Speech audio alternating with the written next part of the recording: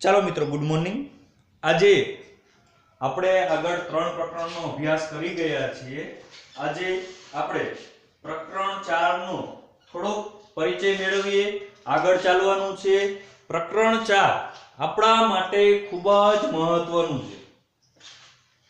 એટલા માટે મહત્વનું છે કે પ્રકરણ 4 ની અંદરથી બરોબર આપણને જે કંઈ શીખવાનું છે પ્રકરણ 4 માં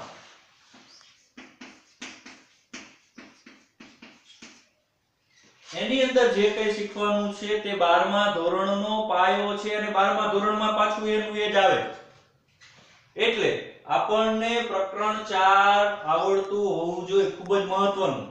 અહીંયા પ્રકરણ 4 એ જ 12મા ધોરણનું પ્રકરણ 1, એમાં થોડો વધારો થશે 12મા ધોરણની અંદર, પણ આટલું તો આવશે જ. એટલે આપણને આ પ્રકરણ ખૂબ જ મહત્વનું હોવાથી ઘણું બધું આમાંથી બધું જ આવડતું હોવું જોઈએ. બરોબર. અને આ પ્રકરણમાંથી 5 પ્રશ્ન એવા છે કે એક પ્રશ્ન તમને જો આવડી જાય તો 5 એ 5 આવડે. અને 5 માંથી 11મા ધોરણની બીજી પરીક્ષા હોય, વાર્ષિક પરીક્ષા હોય, 12મા ધોરણની પહેલી હોય, બીજી હોય કે બોર્ડની પરીક્ષા હોય, 5 માંથી એક પ્રશ્ન પૂછાય અને પૂછાય. 5 માર્ક્સનો પૂછાય. બરોબર. એટલે આપણા માટે ખૂબ જ મહત્વનું બની જાય છે આ પ્રકરણ. અત્યારથી જો તમે 5 પ્રશ્નોમાંથી એકને તૈયાર કરો એટલે 5 એ 5 આવડી જશે. એ 5 એ 5 પ્રશ્ન જો તમે તૈયાર કરીને રાખ્યા હશે તો 12મા ધોરણમાં તમને તકલીફ પડવાની નથી. એ 5 પ્રશ્ન આવડતા જ હશે એટલે એક પૂછાવાનો જ છે. એટલે 5 માર્ક્સ તમારા પાકા હોય છે. હવે પ્રકરણ 4 ની અંદર ચર્ચા કરીએ તો અહીંયા પ્રકરણ 4 એટલે અર્વાચીન તર્કશાસ્ત્રની દ્રષ્ટિએ સંયુક્ત વિધાનો, આવું પ્રકરણનું નામ છે. વિધાનો હોય, સાદા વિધાન હોય, સંયુક્ત વિધાન હોય, એની ચર્ચા અહીંયા કરવાની છે. તો અર્વાચીન તર્કશાસ્ત્ર. મિત્રો, અત્યાર સુધી આપણે જે 3 પ્રકરણ સુધી જે ભણ્યા તે પરંપરાગત તર્કશાસ્ત્ર હતું. કેવું તર્કશાસ્ત્ર હતું? પરંપરાગત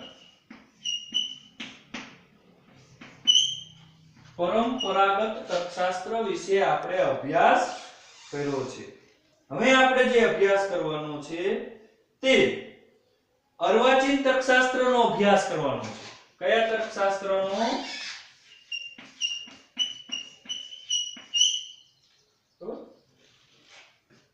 મિત્રો, તર્કશાસ્ત્રનો ઐતિહાસિક દ્રષ્ટિએ 2 ભાગ પડે. પ્રાચીન એટલે જૂનું, અર્વાચીન એટલે નવું તર્કશાસ્ત્ર, આધુનિક. બરોબર ને? આવો આપણે શબ્દ વાપરીશું. અત્યાર સુધી આપણે જે ભણ્યા એ પરંપરાગત, આગળનું જે પ્રાચીન તર્કશાસ્ત્ર છે એ રીતે અભ્યાસ હતો. હવે આપણે જે ભણવાનું છે તે આપણે અર્વાચીન તર્કશાસ્ત્ર, આધુનિક તર્કશાસ્ત્ર વિશે ચર્ચા કરવાની છે.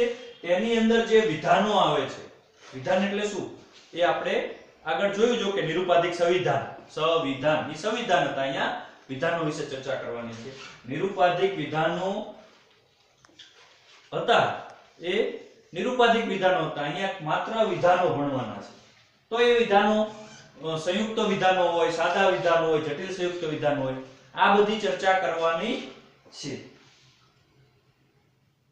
હવે અર્વાચીન તર્કશાસ્ત્ર જે છે તેની અંદર પ્રતીકોનો બહોળા પ્રમાણમાં ઉપયોગ થાય છે. મિત્રો, એ ખાસ ધ્યાન રાખજો.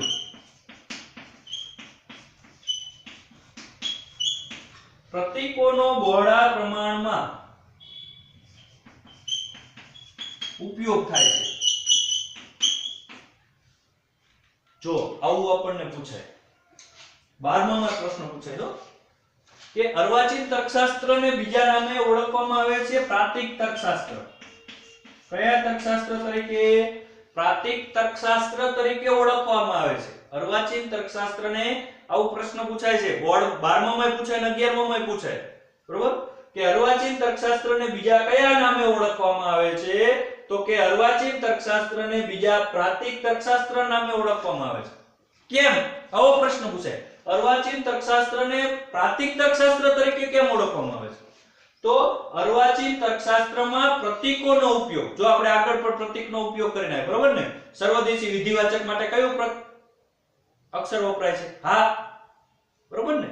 તો એ પ્રતીક હતું. પણ અર્વાચીન તર્કશાસ્ત્રમાં તો પ્રતીકોનો બહોળા પ્રમાણમાં ઉપયોગ થાય છે, વધારેમાં વધારે ઉપયોગ થાય છે. તો પ્રશ્ન એ થાય પ્રતીક એટલે શું? બરોબર, તો આપણે આવું લખીએ છીએ અને બોલીએ છીએ. બરોબર, 219 વધતા 490 બરાબર.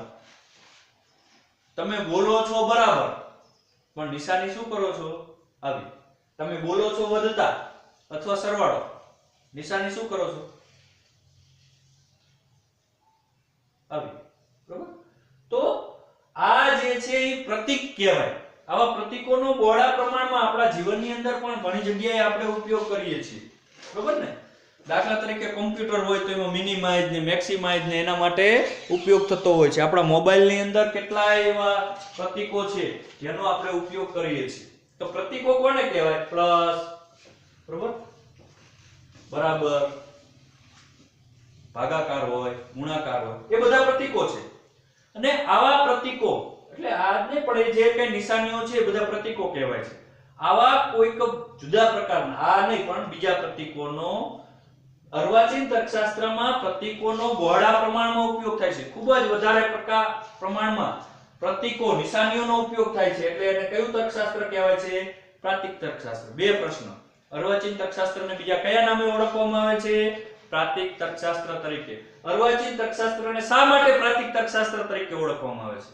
તો પ્રતીકોનો બહોળા પ્રમાણમાં ઉપયોગ થતો હોવાથી અર્વાચીન તર્કશાસ્ત્રને પ્રાતિક તર્કશાસ્ત્ર તરીકે ઓળખવામાં આવે છે. આ બે પ્રશ્ન આપણને આવડતા હોવા જોઈએ 12માના બોર્ડની પરીક્ષા આપણે આપી દઈએ ત્યાં સુધી.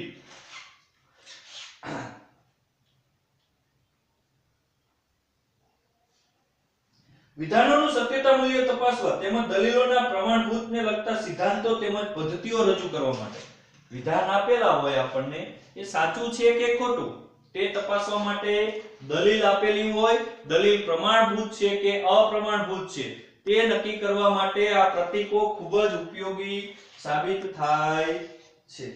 આપણે આગળ પણ નિરુપાધિક વિધાનના 4 પ્રતીકો વિશે ચર્ચા કરીને આવ્યો. બરોબર, હા, ના, હ, ન. એ પણ શું હતું? પ્રતીકો જ છે એક પ્રકારના. અહીંયા આપણે પ્રાતિક તર્કશાસ્ત્રની દ્રષ્ટિએ સંયુક્ત વિધાન વિશે આપણે ચર્ચા કરવાની છે, તો એની વિગતવાર આપણે ચર્ચા કરીશું. હવે પ્રતીકોનું મહત્વ, આવો એક મુદ્દો છે, એની ચર્ચા આપણે આગળના લેક્ચરની અંદર કરીશું. પ્રતીકોનું મહત્વ, બરાબર, કે પ્રતીકોનું શું મહત્વ છે, આવી નિશાનીઓનું મહત્વ શું છે. એમનામ તો કઈનો ઉપયોગ થતો ન હોય, તો એના વિશે આપણે આગળના લેક્ચરની અંદર ચર્ચા કરીશું. અત્યારે અહીંયા રાખીએ છીએ. મિત્રો, દરરોજ ઘણા બધા લેક્ચર ઓનલાઈન પણ ગોઠવાતા હોય છે, તો એમાં પણ આપણે જોડાઈએ. બરોબર, અને સાંજના ટાઈમે આપણે તમારી અનુકૂળતાએ ગોઠવીએ છીએ, તો એ સમયે આપણે એમાં જોડાવવું જોઈએ. સારું મિત્રો, આપણે ફરીથી મળીશું ત્યારે પ્રતીકોના મહત્વ વિશે ચર્ચા કરીશું.